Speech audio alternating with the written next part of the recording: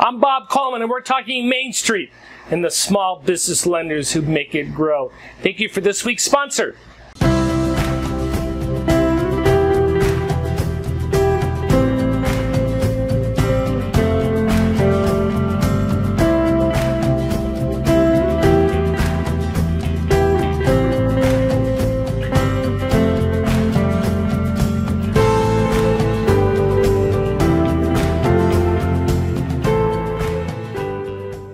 We are in a rising rate environment.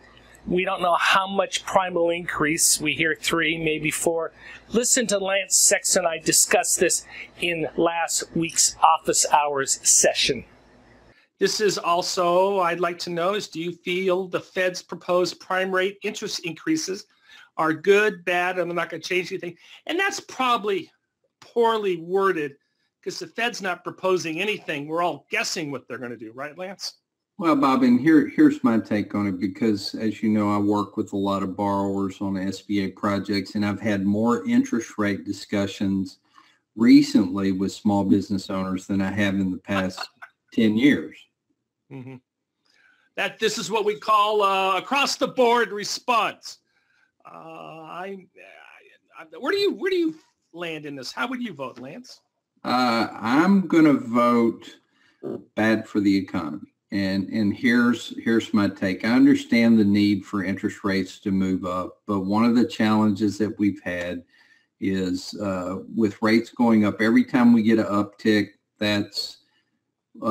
it creates more of a challenge to hit debt coverage. Every time we have an increase, there's a business that won't work. Now, there's always the risk that rates will go up, but guys, and I know you feel the same way. Our participants in this call today, Bob, know this. We're having more interest rate discussions today than we've had in years.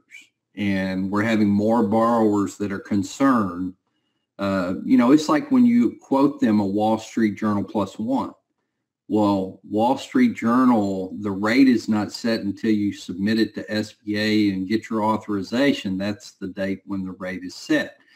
There's 2 risks. One, the rate could go up between the time you hit approval and actually input it to SBA. Thus, the borrower gets a rate that's 0.5% higher than they thought they were from the outset. The other risk, here's a risk that's interesting, Bob. Let's say you approve a loan, you put it in SBA 1, submit to E-Tran. That's the point where the rate is set until the initial change date. Let's say your initial change date is a year from the note. You may be, as a bank, you may have a rate that's 0.5% lower than you would like it to be for a year until you hit the change date, because you can't adjust it until the change date. Yeah. I would not vote bad. I don't think it's going to change much. I believe rates do need to increase. I don't know if the 4 bumps are good. I think we need to be a little bit higher interest rates than what we are for a whole slew of reasons. But I understand in our very narrow niche, when we're talking to our borrowers, bumps in interest rate, it's tough to say, okay, don't worry about that because it's going to be offset with increased sales. But we can't do that. Bob, we've had this discussion before for our participants on the call. Bob and I both started in SBA lending many years ago, and I've shared this story. First SBA loan I ever put together was at 21.5%. I'm just here to tell you there were still SBA lending opportunities at 21.5, and right now we're nowhere close to that. Put me in the category, Lance, that 21.5% prime rate is bad for the economy. I'm going to go out on a limb on that one. I agree, Bob.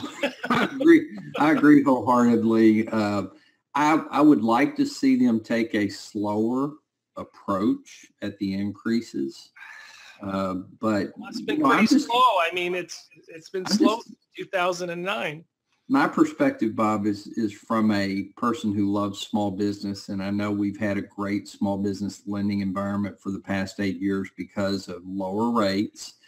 I look back to 2007, rates were higher then. Yeah. We were still lending money. We were rocking and rolling. Anyway, Lance and I talk about this. It's important for your worldview, and we know we have a lot of people on the line who weren't lenders during the Great Recession, and I think that's one of the reasons why you dial in to get what our feedback is. January 1, SBA required all lenders to do a CAIVRS disclosure, which says if your borrower defaults, you're going to report it to the federal government. Lance Sexton put up a form for you to use, and listen to our conversation. If you want the form, simply go to our website and Google it, and you can get it from there as well. We released on Tuesday the CAIVRS form. SBA has not done this. Please download it. This is courtesy of Lance Sexton, and there it is. Go ahead and download it. Have all your borrowers sign this for all the loans. Lance, now we were required to get these disclosure forms as of January 1. Do we need to go back? And if it was an auto exception, you would? I would. It was released January 1st. I think this is kind of like credit reporting, Bob. There are still institutions out there. Credit reporting's been in place since the 5I was released. Yeah. And there's still institutions that are not getting that done. The CAIVRS disclosure form, I'd just go back. Any loans you closed since January 1st, I'd try to get them to sign this. Send them an email, sign it, just say, hey, yeah. Tell them it's a simple form. And guys, I created this form just by taking some language directly from the SOP because I kept feeling that SBA would release something, and Bob and I thought you needed something that you could use. And I would even do this, Lance. I would mail it, and if they don't sign it, I would document the file, say, hey, we mailed the disclosure form out on March 10th. Yeah, we provide. And I think SBA, I'm not saying that's a perfect defense, but that's a whole lot better than not going back and doing it. So again, it's a disclosure. Here's the thing, Bobby. The SOP says you have to notify. If you send it certified mail and you can prove they got it, that's a notification. Yeah, and the intent of all this stuff is when you don't even address the problem. Here, we made a good faith effort. There was no form in place January 1st. We now got the form, and we were emailing it out. We're certified lending. I think you'll be fine as well. That's. And at some point, I do expect an SBA form or some variation to come out, but we just felt like you needed something now. Yeah, and you got it. Had an excellent question from one of our office hour participants about how do we lend to contractors. Listen to the exchange.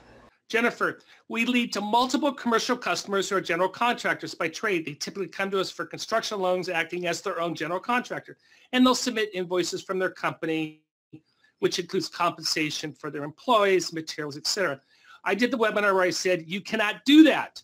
You cannot have a general contractor do their own project. It has to be an arm's length transaction. Lance, how would you structure this? Well, a lot of it depends, Bob. I know you can allow somebody to build their own building, but there's intense scrutiny that it has to go through. And these are for spec projects. You have to be able, I'm sorry, Bob, you have to be able to prove that they're not making a profit from the construction process. In this case, it's a real gray area, Bob, because there are parts of the SOP that says loan proceeds cannot go back to the borrower. I would do this under the construction cap line program. Yeah. That's what I would do that. You heavy intensive monitoring, you can get reimbursed for that. But I would do this as where you assign that contract, and you can do that. If someone's building it on spec, the SOP is very clear. We're not going to allow that. We're not going to allow a contractor to build something on spec and make them a loan for that. Well, and the really important part of this question, when you get to the very end where do we need invoicing or evidence that the borrower is not making a profit or paying for overhead, the answer is absolutely. Yeah. Finally, the huge news of last week is the sentences of Nik Patel and Mark Feathers for their fraudster activities. Nik Patel got 25 years, plus he's facing additional charges for a fraud he did while in jail, and Mark Feathers got away with 33 months. Big news. Two of the fraud stories that we've been covering, both were sentenced this week. Nik Patel got 25 years. The judge called him a diabolical genius.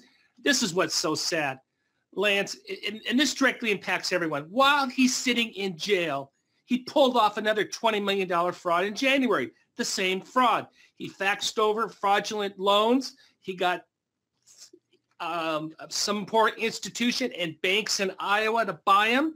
And now these banks aren't going to touch the secondary market loans. They're looking at huge losses. He hurt a lot of people.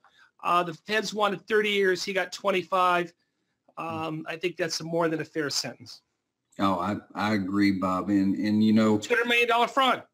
One of the jails up here apparently is prohibiting internet access except at a designated spot. I don't know how they pull this off in jail, but our connected world means you can transact business, whether it's legitimate or fraudulent, just about anywhere, including in jail. And this guy apparently did. The feds, the sheriffs were recording his conversations with his partner, and that's how his partner got arrested as well. So there's a lot more stuff on this. The Mark Feather story we've been following, his sentence came down yesterday, 33 months. Interesting. Again, we'll talk about this. The judge was very unhappy with that 33 months. The judge wanted a lot more. She wanted definitely 6-7 years, but this was a plea agreement, and she went along with it. Anyway, again, he hurt a lot of people in 33 months for his fraud. I think he's lucky to be out of county and moving on with his life. Well, I think one of the challenges we run into when you look at the SBA lending community, 99% of us are doing it the right way. We're not committing these types of issues, but you have a few rogue players that create rule changes that cause problems, that cause financial damage, and it changes the playing field for all of us. So, yeah. Thank you for joining for the Coleman Report Update and supporting America's Main Street, one entrepreneur at a time.